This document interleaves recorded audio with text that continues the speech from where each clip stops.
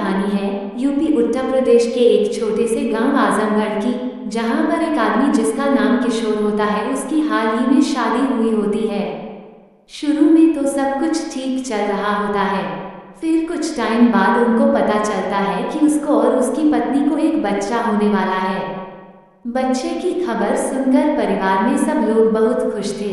बस फिर एक दिन उस गांव में एक बहुत पुराना मंदिर होता है, तो एक बार किशोर की पत्नी अपने बच्चे की पूजा के लिए उस मंदिर में जाती है। मंदिर में पूजा करने के बाद वह देखती है कि उस मंदिर के बाहर एक बहुत बड़ा सा पेड़ था। गांव वाले का मानना था कि यह पेड़ शापित है और इसकी पूजा कभी भी नहीं करनी चाहिए। किशोर की पत्नी उस गांव में नई थी, तो उसको इन सब बातों का पता नहीं था, और क्योंकि वह पेड़ मंदिर के पास था तो वह उस पेड़ की पूजा कर देती है और उसके बाद घर लौट जाती है। पर इसके बाद जो होने वाला था वह बहुत भयानक था। घर लौटने के बाद उसको अपने पेट में हल्का सा दर्द महसूस होता है, तो वह डॉक्टर के पास जाती है। फिर डॉक्टर अपनी पूरी जांच पड़ताल करता है और टेस्ट रिपोर्ट आने के बाद डॉक्टर ये बताता है कि आपका बच्चा आपके पेट में मर चुका है और अब जितनी जल्दी हो इसकी सफाई करवा लें। किशोर की पत्नी की तो जैसे दुनिया ही उजड़ गई और उसे इन सब बातों पर यकीन नहीं होता और वह उस डॉक्टर के पास चले जाते हैं।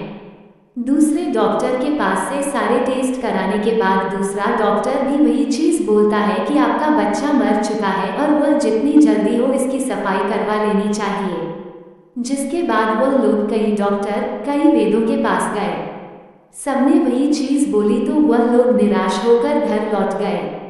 कुछ समय बाद उसी गांव में एक बूढ़ी दादी रहती थी, तो वह एक दिन किशोर की पत्नी को देखने आई हुई होती है, तो वह देखते ही समझ जाती है कि यह कोई मेडिकल केस नहीं बल्कि किशोर के बच्चे पर तो डायन का साया है। तो वह फिर किशोर की पत्नी को पूछती है कि क्या तुमने मंदिर के पास वाले पेड़ पर पूजा की थी, तो उसकी पत्नी बताती है हाँ, मैंने बच्चे के लिए उस पेड़ पर पूजा की थी। फिर वह दादी माँ उसे सारी सच्चाई बताती है कि तुम्हारे बच्चे पर डायन का साया है और तुम चिंता मत करो, तुम्हारे इस बच्चे को मैं जन्म दिलवाएगी, पर जैसा मैं कहती हूँ वैसा करती जाओ। फिर वह दादी माँ उसे बताती है कि अगले 9 महीने तक तुम इस घर से बाहर नहीं निकलोगे, और अगले ही दिन वह एक बहुत बड़ा पूजा पाठ कराते हैं जिसमें वह एक बकरी की बलि चढ़ाते हैं। उस बकरी के खून से एक ताबीज बनाती है जिसे वह किशोर की पत्नी के गले में डाल देती है, और वह बोलती है कि जब तक मैं ना कहूँ इस ताबीज को मत खोलना। इसी तरह 9 महीने पूजा पाठ करने के बाद उस दादी माँ ने किशोर के बच्चे को सुरक्षित रूप से जन्म दिलवा दिया, और यह सारा चमत्कार देखकर डॉक्टर्स भी हैरान थे। उनके पास भी कोई जवाब नहीं था। जिस बच्चे को डॉक्टर्स ने मरा हुआ बता दिया था, वह इतने सफलतापूर्वक जन्म कैसे ले लिया। दोस्तों, यह माना जाता है कि आज भी वह पेड़ उसी गांव में है और आज भी लोग उस पेड़ की पूजा करने से डरते हैं।